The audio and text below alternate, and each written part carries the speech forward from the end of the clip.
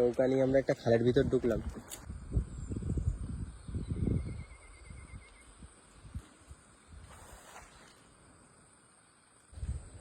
এবার মাছ উঠেছে, তাই না? মাছ উঠেছে না?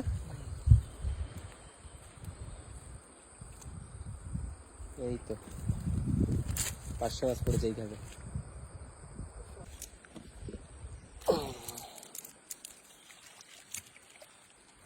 বেশ দারুণ সাইজের পার্শে মাছ।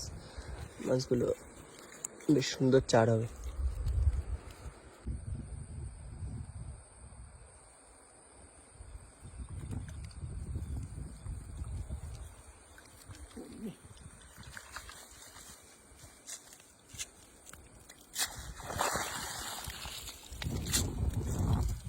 জালটা তো সুন্দর জাল।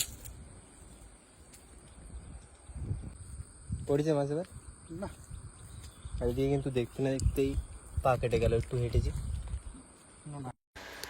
বেশ ভালোই মাছ হয়েছে কিন্তু আমাদের জাল খেপিয়ে।